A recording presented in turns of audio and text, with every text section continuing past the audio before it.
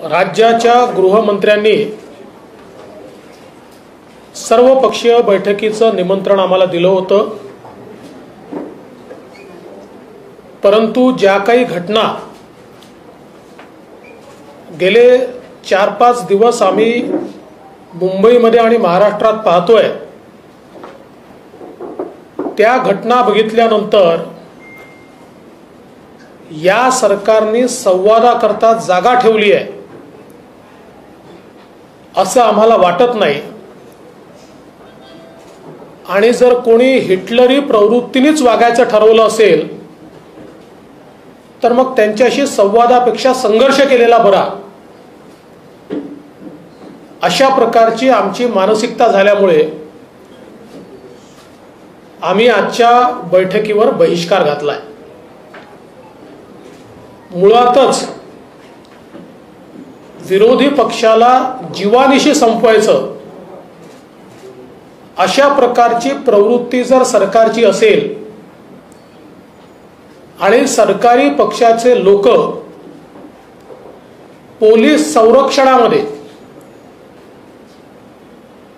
आमच्या पदाधिकाऱ्यांना कार्यकर्त्यांना जीवे मारण्याकरता पोलिसांच्या समक्ष हल्ले करणार असतील आणि त्यानंतरही त्या संदर्भात FIR नोंदवण्याकरता संघर्ष करावा लागत असेल तर मग अशा परिस्थितीमध्ये अशा बैठकीमध्ये जाऊन फायदा काय? महाराष्ट्रामध्ये अशा प्रकारची परिस्थिती आम्ही कधीच बघितली नाही की सरकार पक्षाचे लोक पोलीस संरक्षणामध्ये विरोधी पक्ष आपल्या भ्रष्टाचारावर बोलतो म्हणून जीवे मारण्याकरता हल्ला करतात। आम्ही पोल खोल यात्रा काढली, या यात्रेच्या माध्यमातून मुंबई महानगरपालिकेतील सगळा भ्रष्टाचार हा आम्ही जनतेपुढे मांडला। लोकशाहीमध्ये यापेक्षा वेगळं काय करायचं असतं, पण ज्यांना लोकशाही मान्य नाही त्यांनी आमच्या पोलखोल सभांवर हल्ला केला, आमच्या पोलखोल रथावर हल्ला केला आणि त्यांना असं वाटतंय की अशा प्रकारचे हल्ले करून आम्ही भ्रष्टाचाराच्या विरुद्ध बोलणं बंद करू, हा गैरसमज त्यांनी मनातनं काढून टाकावा। भ्रष्टाचाराच्या विरोधातली लढाई सुरूच राहील। ज्या प्रकारे किरीट सोमय्यांवर हल्ला झाला, पोलिसांच्या समक्ष झेड प्रोटेक्टीला इन्फॉर्म केल्यानंतरही मारलं जातं, किंवा मोहित कंबोज यांचा तर मॉब लिंचिंगचा प्रयत्न झाला। या सगळ्या गोष्टी आपण जर बघितल्या, आणि हे मुंबईतच चाललं असं नाहीये, राज्यामध्ये सर्वदूर भारतीय जनता पक्षाच्या नेत्यांना कार्यकर्त्यांना टार्गेट करून त्यांच्यावर केसेस नोंदवल्या जात आहेत। मग कधी प्रवीण दरेकरांवर केस टाकली जाते, मी हायकोर्टाचे आभार मानेन की बोगस केस होती, त्यांनी रिलीफ दिला, तर त्याच्यावर हायकोर्टावर आरोप केला जातो। इतक्या खालच्या स्तराला आता ही नेते मंडळी पोचली आहे। तिकडे आमचे रणजित सिंग नाईक निंबाळकर खासदार असतील, 8 खोट्या तक्रारी त्यांच्या विरुद्ध केल्या, एकही तक्रारीत दम नाही। जयकुमार गोरे खोट्या केसेस केल्या, एक यादी आहे। पोलिसांचा दुरुपयोग हा मोठ्या प्रमाणात चाललाय आणि हा दुरुपयोगच आहे, कारण यांची एकही केस टिकली नाही आणि टिकूच शकत नाही, कारण धादांत खोट्या केसेस टाकणं चाललंय। आणि गृहमंत्र्यांच्या बैठकीला जाऊन फायदा तरी काय? या गृहमंत्र्यांना काही अधिकार तरी आहेत का? जे काही मुंबईमध्ये चाललंय ते मुख्यमंत्र्यांच्या इशाऱ्यावर चाललंय। त्यामुळे ज्या बैठकीला मुख्यमंत्रीच नाहीत त्या बैठकीमध्ये गृहमंत्री आम्हाला बोलवून काय करणार आहे आणि कोणता निर्णय घेणार आहे? इतक्या महत्त्वाच्या बैठकीला मुख्यमंत्रीच राहत नाही तर ही बैठक म्हणजे निवड टाइमपास आहे का, असा आमचा सवाल आहे. आणि त्याचसोबत अत्यंत गंभीर गोष्ट आहे, ज्या प्रकारे आमदार रवी राणा आणि खासदार नवनीत राणा यांच्यासोबत व्यवहार करण्यात आला. त्यांनी काय सांगितलं होतं, आम्ही मुख्यमंत्र्यांच्या निवासस्थानासमोर जाऊन हनुमान चालीसा म्हणू. आम्ही मुख्यमंत्र्यांच्या निवासस्थानावर आंदोलन करू म्हटलं होतं, आम्ही त्यांच्या घरावर हल्ला करू म्हटलं होतं, आम्ही काही तिथे जाऊन गैरप्रकार करू म्हटलं होतं. परंतु हनुमान चालीसा म्हणण्याकरता इतका विरोध, हनुमान चालीसा महाराष्ट्रात म्हणायची नाही तर काय पाकिस्तानात जाऊन म्हणायची. आणि त्यात म्हणजे आता त्यांनी घरासमोर जाऊन म्हणणं योग्य की अयोग्य याच्या मेरिटमध्ये जाण्याचं कारण नाही आहे, कोणाला अयोग्य वाटूही शकतं. पण त्याच्यावर सत्तारूढ पक्षाची केवढी अहंकारी भूमिका आहे की एका स्त्री करता हजारो लोक जमा करता, त्यांच्या घरी जाऊन त्यांना पोलीस अटक करता आणि जणू काही पाकिस्तानची युद्ध जिंकल्यासारखं जल्लोष करता. काय अवस्था यावी, इतकी भीती. आणि मग काय मुख्यमंत्री कुठल्या आजीकडे चालले आहेत, जणू काही महाराष्ट्रामध्ये काहीतरी ते या मेटे साहेब ते काहीतरी खूप मोठं युद्धच जिंकले आहेत. अरे एसटीच्या संपकरी आत्महत्या केलेल्या एखाद्या कर्मचाऱ्याच्या घरी गेले असतात तर समजलं असतं, एखाद्या आत्महत्याग्रस्त शेतकऱ्याच्या घरी गेला असतात तर समजलं असतं. पण ते नाही होत. ठीक आहे, आजीकडे गेल्यानंतर आजीने काय सुनावलंय हे आपल्या सगळ्यांनी बघितलंय, त्याच्यामुळे त्याबद्दल आता मला बोलायचं नाही, त्यांनी कुठे जावं हा त्यांचा संबंध आहे. पण यात सगळ्यात महत्वाचं किती द्वेष आहे की एका महिला खासदाराला नामोहरम करण्याकरता पहिल्या दिवशी रिमांडमध्ये वेगळे सेक्शन आणि दुसऱ्या दिवशी सिडिशनचं सेक्शन, राजद्रोहाचं सेक्शन. म्हणजे हनुमान चालीसा म्हटल्यामुळे यांचं राज्य उलथवलं अशा प्रकारचा कट होतो. यापेक्षा हास्यास्पद काय असू शकतं.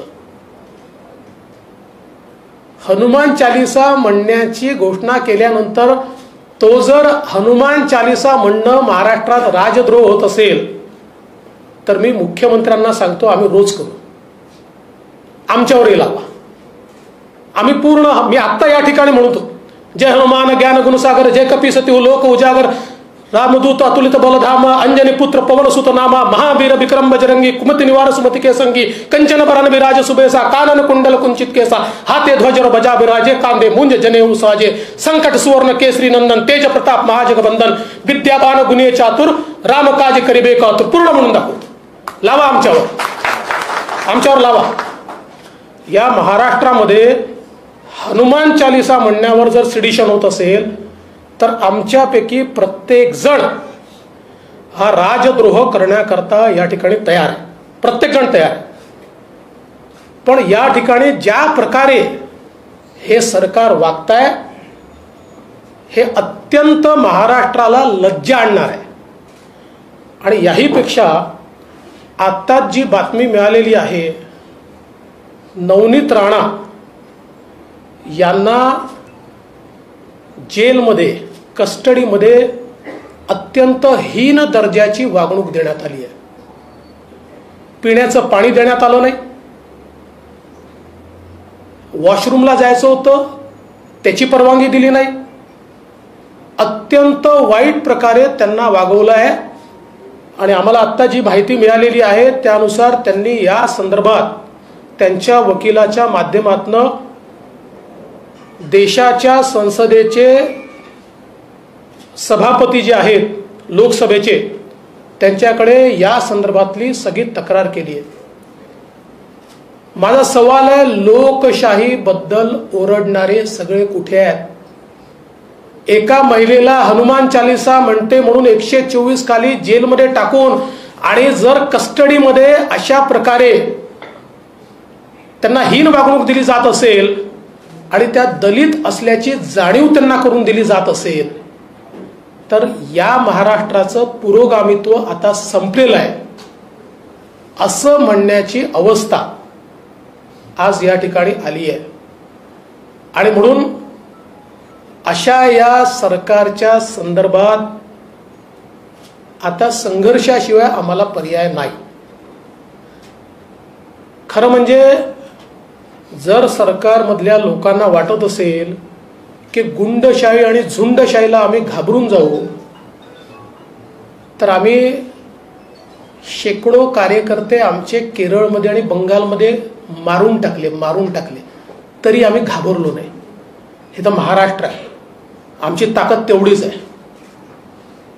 जर सरकारला वाटत असेल जशास तसं उत्तर पाहिजे तर ते देण्याची ताकद आणि हिंमत भारतीय जनता पक्षामध्ये आहे, हे स्पष्टपणे सांगतो. पण आम्ही लोकशाही मानणारे लोक आहोत, लोकशाही पद्धतीने आंदोलन करतो. आमच्याशी ठोकशाहीने वागाल उत्तर तसंच उत्तर देऊ. हे आता सरकारने ठरवायचं आहे. कायदा आणि सुव्यवस्था राखण्याची जबाबदारी ही सरकारची असते, ती सरकारने पाळली पाहिजे. आणि जोपर्यंत भोंग्यांचा प्रश्न आहे त्या संदर्भात अतिशय स्पष्ट भूमिका आमची आहे. माननीय उच्च न्यायालय, सर्वोच्च न्यायालयाने जे निर्णय दिले आहेत त्या निर्णयांचं तंतोतंत पालन केलं पाहिजे. पूर्वी नवरात्रामध्ये आम्ही रात्रभर जागरण करायचो, नवरात्रामध्ये आम्ही रात्रभर गरबा करायचो, नवरात्रामध्ये रात्रभर भजन व्हायची. किंवा कुठल्याही हिंदूंचा सण, मग तो गणपती असो, रात्री 12 वाजेपर्यंत 2 वाजेपर्यंत गणपतीचे कार्यक्रम आम्ही करायचो. ज्या क्षणी सर्वोच्च न्यायालयाने सांगितलं की 10 वाजेनंतर माईक चालणार नाही, आम्ही कोणीही तक्रार न करता, खळखळ न करता थेट त्या ठिकाणी त्या दिवशीपासून तो निर्णय मान्य केला. ज्या 15 दिवसांमध्ये सूट मिळते त्याच 15 दिवसांमध्ये 12 वाजेपर्यंत आम्ही ते चालवतो, त्याशिवाय चालवत नाही. इतकंच नाही तर 100 वर्षाची परंपरा असलेल्या पुण्यामध्ये देखील विसर्जनाच्या मिरवणुकीमध्ये देशी वाद्यांच्या व्यतिरिक्त काही वाजवत नाहीत. मग जर अशा प्रकारची सुप्रीम कोर्टाचा आदेश हा हिंदू समाज मान्य करत असेल तर तो आदेश इतर सर्व समाजानेही मान्य केलाच पाहिजे असं आमचा आग्रह आहे. त्यामुळे या संदर्भात सर्वोच्च न्यायालयाच्या आदेशाचं पालन, या राणेसाहेब या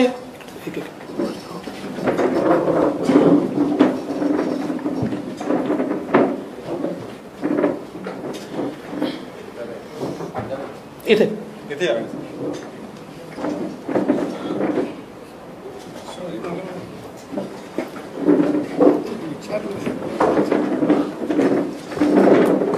सर्वोच्च न्यायालयाच्या आदेशाचं पालन हे झालंच पाहिजे असं आमचं अतिशय स्पष्टपणे मत आहे. आज महाराष्ट्र के गृह मंत्री ने जो बैठक बुलाई थी उस बैठक में न जाने का फैसला, उस पर बहिष्कार करने का फैसला हमने किया. इसका कारण पिछले 3-4 दिनों में महाराष्ट्र में जिस प्रकार से गैर जिम्मेदाराना पद्धति से पुलिस का उपयोग करते हुए विरोधी पार्टी के लोगों को जान से मारने की हरकत की गई, प्रयास किया गया, इसके बाद संवाद के लिए जगह कहां बचती है. हमारा तो मानना यह है कि हिटलर शाही से संघर्ष होता है, संवाद नहीं होता. और अगर इस प्रकार की प्रवृत्ति यहां पर चलेगी तो हम भी उसका मुकाबला करेंगे. हमने मुंबई महानगर पालिका के भ्रष्टाचार के खिलाफ पोल खोल यात्रा निकाली। रोज इनके भ्रष्टाचार को हमने उजागर किया, कैसे इन्होंने मुंबई को लूटा ये जनता के सामने लाया। तो हमारी यात्रा पर हमले हुए, हमारे एमएलएस पर हमले हुए, हमारे नेताओं पर हमले हुए, और इतना ही नहीं तो किरीट सोमैया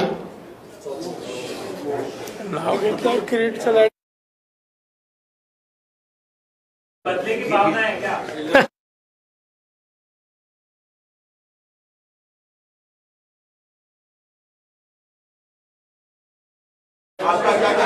अरे नहीं अभी खत्म नहीं हुआ है, कंटिन्यू है। अरे भाई क्यों इतनी जल्दबाजी करते हो, अभी तो हमला बाकी है।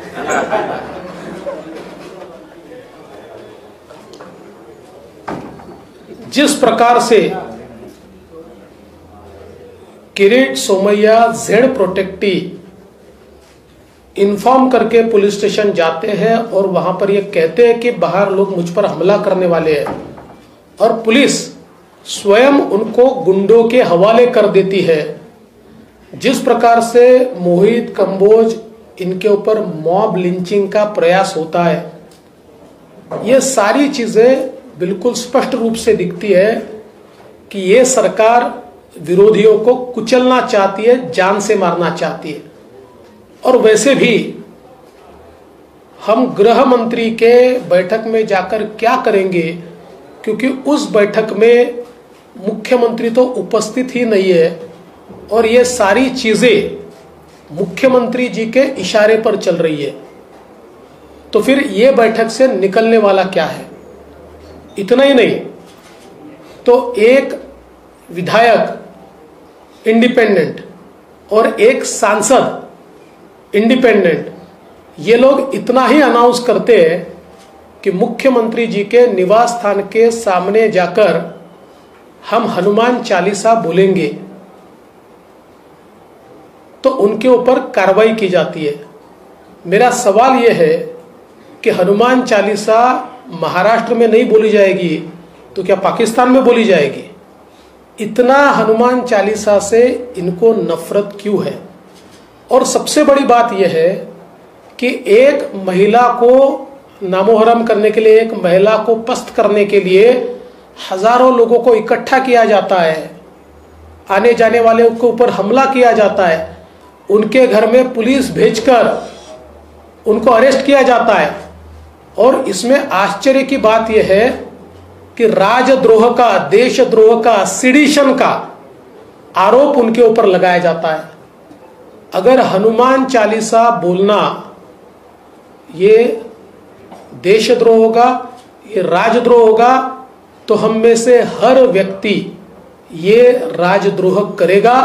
हम सारे के सारे हनुमान चालीसा बोलेंगे और अगर सरकार में हिम्मत है तो सरकार हमारे ऊपर राजद्रोह का गुनाह लगाकर दिखाए। लेकिन ये बात यहां तक नहीं रुकती है, इल्लीगली उनको अरेस्ट तो किया ही जाता है, इस प्रकार के अलग अलग गुनाह तो लगाए जाते ही है। लेकिन अभी अभी जो खबर आई है, उनको पुलिस कस्टडी में मिसट्रीट किया गया, उनको नीची जात का बच्चा बताकर उनके साथ दुर्व्यवहार किया गया, उनको पीने का पानी तक नहीं दिया गया। एक महिला सांसद को वॉशरूम जाने के लिए भी परमिशन नहीं दी गई। इस प्रकार से बदले की भावना से महाराष्ट्र में इससे पहले हमने कभी कार्रवाई नहीं देखी। हम तो महाराष्ट्र को पुरोगामी कहते हैं, लेकिन महाराष्ट्र में ऐसे अहंकारी लोग आज सत्ता में हैं कि जो अपने अहंकार के मद में लोकतंत्र को भूलकर, लोकतंत्र को पैरों तले दबाकर, लोकतंत्र को कुचलकर अपना राज चलाना चाहते हैं। मैं उनको चेतावनी देना चाहता हूं, हम संघर्ष करेंगे, हम डरते नहीं है।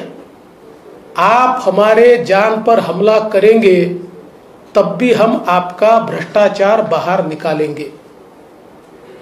और बहुत स्पष्ट रूप से मैं उनको कहना चाहता हूं कि आपके हमलों को वैसा ही जवाब देना हमको आता है। जिस प्रकार से आप हमारे साथ व्यवहार कर रहे हैं, आप तो पुलिस के भरोसे कर रहे हैं, पुलिस को साथ में लेकर कर रहे हैं, लेकिन हम वैसे ही जवाब देंगे। हम लोकतंत्र में विश्वास रखते हैं, इसलिए हम चुप है। लेकिन अगर पुलिस भी सरकार के साथ मिलकर हमारे ऊपर हमला करेगी तो ये समझ लेना चाहिए कि केरल में और बंगाल में हमारे सैकड़ों लोग मार दिए, फिर भी हमारा आवाज कोई दबा नहीं पाए। हम चुप नहीं बैठे, हम संघर्ष करें। तो महाराष्ट्र है, छत्रपति शिवाजी महाराज की भूमि है और यहां हमारी ताकत भी उतनी है। और इस प्रकार का जो दुर्व्यवहार इस सरकार की ओर से हो रहा है, ऐसे समय हम गृह मंत्री की बैठक में नहीं जा सकते, इसलिए हम नहीं गए। जहां तक लाउड स्पीकर का सवाल है, हमारी भूमिका स्पष्ट है। सुप्रीम कोर्ट और हाई कोर्ट के आदेशों का पालन होना चाहिए। जिस समय पुराने जमाने में हम भी देवी के नवरात्र में रात भर जगराता करते थे, हम भी गणेश जी के समय देर रात तक कार्यक्रम करते थे, लेकिन सुप्रीम कोर्ट ने जब से यह निर्णय दिया कि रात को 10 बजे के बाद लाउड स्पीकर नहीं चलेगा और केवल 15 दिन इसकी छूट दी जाएगी, तब से लेकर हमने 10 बजे के बाद हमारे कार्यक्रम बंद कर दिए। तो अगर सुप्रीम कोर्ट के आदेश का पालन हिंदू समाज करता है तो देश के सभी समाजों ने सुप्रीम कोर्ट के आदेश का पालन करना चाहिए। और अगर कोई करता नहीं है तो इस सरकार की जिम्मेवारी है कि सरकार उनके ऊपर कार्रवाई करे। किरीट सोमय्या यांच्यावर हा पहिला हल्ला झालेला नाहीये। पुण्यात त्यांच्यावर हल्ला झाला होता, पडळकरवर हल्ला झाला, परत मोहित कंबोजवर हल्ला होते। प्रत्येक वेळी एक दिसते की कारवाई अद्याप कुठंच झाली नाही। नेमकी पुढची केंद्राची नेमकी याबद्दल काय भूमिका? आता किरीट सोमय्यांच्या संदर्भात तर ते झेड प्रोटेक्टिव्ह आहेत आणि म्हणून आज आमचे एक डेलिगेशन होम सेक्रेटरींना भेटलाय।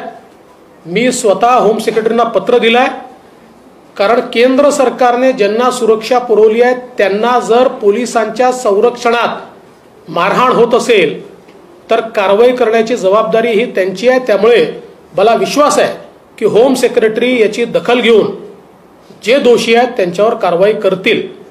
गोपीचंद पडळकरांवर हल्ला झाला, त्याही वेळी कारवाई करण्यात आली नाही, त्यांना जीव मारण्याचा प्रयत्न झाला, त्याच्यावरही कारवाई नाही आहे। त्यामुळे एकूणच जी काही या ठिकाणी ही सगळी परिस्थिती आहे ही सरकारच्या संरक्षणात चाललेली आहे हे स्पष्ट दिसतं। पहिले मराठी या परिस्थितीमध्ये या सरकारवर कारवाई करायला पाहिजे की नाही? पत्रकार परिषद घेत आहेत, त्यांचं असं म्हणणं आहे की भोंगे लावणं किंवा उतरवणं हा निर्णय राज्य सरकार घेऊ शकत नाही, त्याच्यामध्ये काही अटी देण्यात आलेल्या आहेत। या संदर्भात केंद्र सरकारला निर्णय घ्यावा। या सरकारचं एक फार गमतीशीर आहे। केंद्र सरकारने नियमात एखाद्याला सुरक्षा दिली तर हे म्हणतात फेडरल मॉडेल आहे, केंद्र सरकार का सुरक्षा देत आहे, आणि कायदा सुव्यवस्था जी राज्याची जबाबदारी आहे त्या संदर्भात हे म्हणतात केंद्राने त्या ठिकाणी निर्णय घ्यावा। अडचणीचे विषय आले की केंद्राकडे बोट दाखवायचं। या संदर्भातली कायद्याने संविधानाने सगळी जबाबदारी राज्य सरकारवर घातलेली आहे। राज्य सरकारमध्ये हिम्मत नसेल तर त्यांनी सांगावं आम्ही पळपुटे आहोत, आम्ही हिम्मत दाखवू शकत नाही, काय करायचं त्याचा निर्णय आम्ही करू। या परिस्थितीमध्ये राज्य सरकारवरती केंद्राने काही कारवाई केली पाहिजे की नाही? केंद्र सरकारला जी काही घटना घडली आहे त्या घटनेची आम्ही माहिती दिली आहे। त्या घटनेला जे दोषी आहेत त्यांच्यावर कारवाई झाली पाहिजे। सरकार मोहित कंबोजने आरोप केला की त्यांच्यावर काही कलम आधी त्यांची सही घेतली, काही कलम लावली, त्यानंतर ती काढण्यात आली। एका बाजूला असं होते, दुसऱ्या बाजूला नवीन कलम नवनीत राणा असतील किंवा रवी राणा असतील यांच्यावर लागतायत, म्हणजे त्यांच्या ऍड केलं जाते। गृह खातं तुमच्याकडे देखील होतं, ऑपरेट कोण करते, मुख्यमंत्री कार्यालय की गृह खातं, काही याच्याबद्दल? आत्ता जे काही मुंबईमध्ये घडतं आहे ते मुख्यमंत्री कार्यालयाच्या माध्यमातूनच होत आहे आणि राज्यामध्ये इतरत्र जे होत आहे ते गृह मंत्रालयाकडनं होत आहे. त्यामुळे यांनी विरोधकांना नामोहरम करण्याकरता, त्यांच्यावर हल्ले करण्याकरता टेरिटोरीज वाटून घेतल्या. मुंबईमध्ये हे मुख्यमंत्री कार्यालयाने करायचं आणि उर्वरित महाराष्ट्रात हे गृहमंत्र्यांनी करायचं.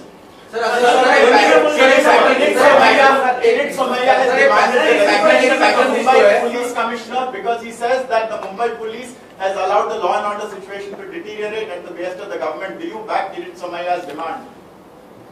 किरीट सोमैया जी के ऊपर जो हमला हुआ उसकी जिम्मेवारी फिक्स होनी चाहिए और इसमें जो जो दोषी है उसके ऊपर कार्रवाई होनी चाहिए. क्या पार्टी के स्तर पर आपका जो शीर्ष नेतृत्व है, प्रधानमंत्री हो या नड्डा जो, क्या आपने उनको जानकारी दी, उनका क्या कहना था? देखिए, मैंने इस संदर्भ में एक नोट गृह मंत्री जी को भेजी है. बाकी इनको हम अपने स्तर पर निपटेंगे. पैटर्न देखने को मिल रहा है कि जब भी पैटर्न देखने को मिल रहा है कि जब भी मुख्यमंत्री पर हमला किया जाता है तो उनको घर में उसका जो गिरफ्तार करने की कोशिश की जाती है. नारायण राणे साहब के इसमें देखा, अर्नब गोस्वामी या सदावर्ते या फिर ये अभी नवनीत राणा. क्या आपको लग रहा है कि पैटर्न इस तरह का बनाया गया है?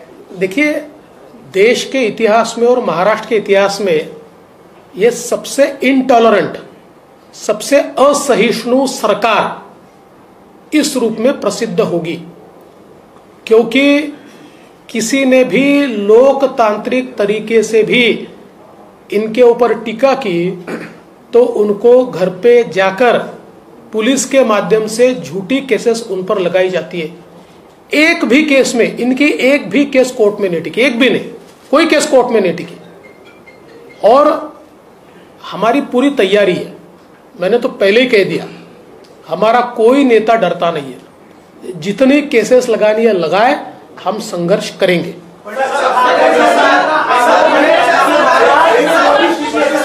ठाकरे सरकार का आरोप है कि महाराष्ट्र में जो भी स्थिति उत्पन्न हो रही है, बीजेपी जानबूझ के साजिश रची कि यहाँ पर राष्ट्रपति शासन लगाया जाए. आपकी क्या भूमिका? ऐसा है, रोने वाले लोग हैं.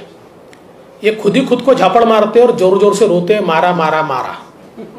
इस प्रकार की प्रवृत्ति के लोग हैं. त्यांचा आरोप आहे की किरीट सोमय्या त्यांचा आरोप असा आहे की किरीट सोमय्याने पण स्वतःला मारून घेतलं तर त्याचे सीसीटीव्ही फुटेज तपासणार. सीसीटीव्ही फुटेज तपासल्यामुळेच त्यांना कारवाई करावी लागली आहे. आणि हे सगळं सीसीटीव्ही फुटेज या ठिकाणी उपलब्ध आहे. मोहित कंबोजच्या केसमध्येही पहिल्यांदा एक नरेटिव्ह त्यांनी तयार करण्याचा प्रयत्न केला की त्यांनीच गाडी अंगावर घातली. इथपर्यंत कोणी म्हणालं त्यांनी ऍसिड गाडीत ठेवलं, कोणी म्हणालं त्यांनी दंडुका गाडीत ठेवला. सीसीटीव्ही फुटेजमध्ये लक्षात आलं की शिवसेनेच्या कार्यकर्त्यांनी आणि गुंडांनीच त्याच्यावर हल्ला केलाय, म्हणून शेवटी 307चा कलम लावावा लागला. तीच परिस्थिती आहे. सगळं सीसीटीव्ही मध्ये किरीट सोमय्यांचे कैद आहे. त्यामुळे किती खोट्या स्टोऱ्या यांनी तयार केल्या तरी त्याचा काही फायदा होणार नाही.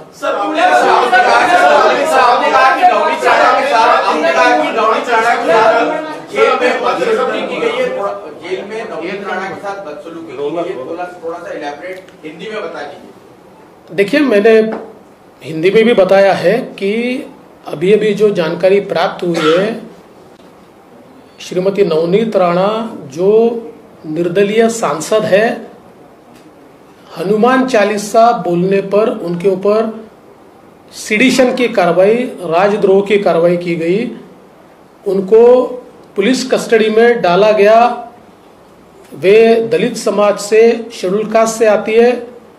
उनको उनके समाज के ऊपर से गाली दी गई.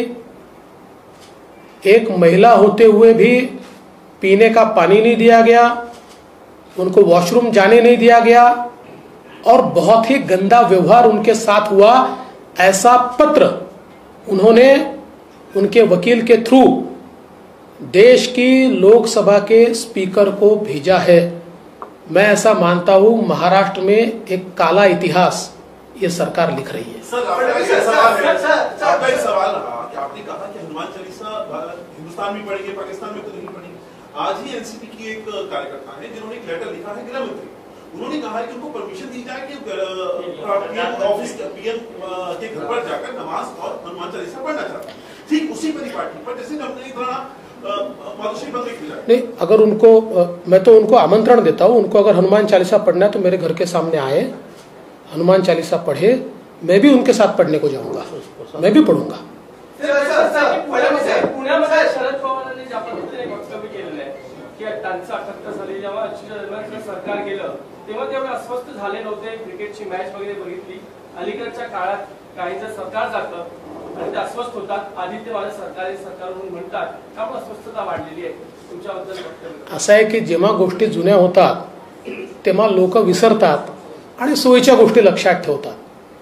कोणी सरकार पाडलं, मग पुन्हा काँग्रेसमध्ये कोण गेलं, मग पुन्हा काँग्रेसचं सरकार कोणी पाडलं, मग पुन्हा काँग्रेसमध्ये कोण गेलं, याचा इतिहास हा सगळ्यांनी बघितला आहे. अशा प्रकारे सरकार पाडणं, काँग्रेस बाहेर पडणं, काँग्रेसमध्ये जाणं अस्वस्थतेशिवाय थोडी होतं. कोणी स्वस्थ बसला आणि मॅच पाहतो तो थोडी असं करतो.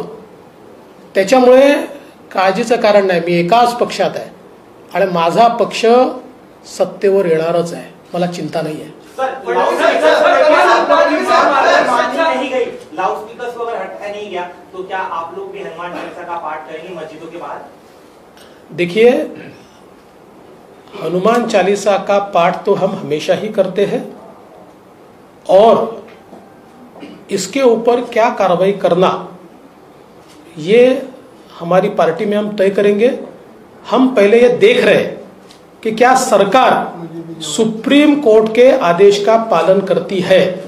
अगर सरकार सुप्रीम कोर्ट के आदेश का पालन नहीं करेगी तो भारतीय जनता पार्टी अपनी स्ट्रैटेजी तय करेगी. फडणवीस सर, कल पीएम मोदी जी बॉम्बे में थे, प्रोटोकॉल के तहत सीएम को वहां जाना चाहिए था, लेकिन उद्धव ठाकरे जी ने उस प्रोग्राम में जाकर उस बुजुर्ग महिला के घर गए जिन्होंने आंदोलन में शामिल हुए पूरे परिवार के साथ. क्या कहना चाहिए? देखिए, मुझे ऐसा लगता है कि अब कम से कम उद्धव जी उस महिला के घर गए तो बेचारी महिला 80 साल की उनके घर के सामने रात में आकर बैठी. वो महिला आक्रोश कर रही थी, मेरे बेटे को नौकरी नहीं मिली, मुझे घर नहीं मिला, इतने साल में शिवसेना में हूँ, मेरे तरफ किसी ने ध्यान नहीं दिया. तो कम से कम उसकी ओर ध्यान देकर उस महिला को घर मिले, उसके बेटे को नौकरी मिले, ऐसा थोड़ा सा प्रयास मुख्यमंत्री जी करें. और साथ साथ ये भी अपेक्षा है कि एसटी के स्ट्राइक में जिन कर्मचारियों ने आत्महत्या की उनमें से किसी के घर भी मुख्यमंत्री जी जाए, थोड़ी संवेदना दिखाए. जिन किसानों ने आत्महत्या की है उनमें से एखादे किसान के घर में मुख्यमंत्री जाए, थोडी संवेदना दिखाए. प्रोटोकॉलनुसार मुख्यमंत्र्यांनी जाणं अपेक्षित होतं, पण तसं झालं नाही की एका शिवसैनिक महिलेला भेटायला नाही. किमान मुख्यमंत्री कोणाच्या तरी घरी गेले याचा मला आनंद आहे, पण त्या वृद्ध महिलेच्या घरी गेल्यानंतर तिचा आक्रोश तरी मुख्यमंत्र्यांनी समजून घेतला पाहिजे. ती सांगत होती 80 वर्षाची झाली, इतके वर्ष शिवसेनेमध्ये काम करते आहे, माझ्या मुलाला नोकरी नाही, माझ्या नातवाला नोकरी नाही, मला घर नाही, माझी परिस्थिती खराब आहे. आता किमान त्या वृद्ध मातेला तरी मुख्यमंत्र्यांनी काही मदत केली पाहिजे. आणि एवढंच नाही आहे तर मला असं वाटतं की ज्याप्रमाणे त्यांच्या घरी मुख्यमंत्री गेले तसंच एसटीच्या संपामध्ये ज्या कर्मचाऱ्यांनी आत्महत्या केली त्यातल्या एखाद्या कर्मचाऱ्याच्या घरी जाऊन थोडीशी संवेदना दाखवली पाहिजे. इतक्या शेतकऱ्यांनी आत्महत्या केली आहे, एखाद्या शेतकऱ्याच्या घरी जाऊन त्यांनी संवेदना दाखवली पाहिजे. एवढं तरी किमान आमच्या मुख्यमंत्र्यांनी करावं. चला, धन्यवाद. आता आमचा पक्ष प्रवेश आहे.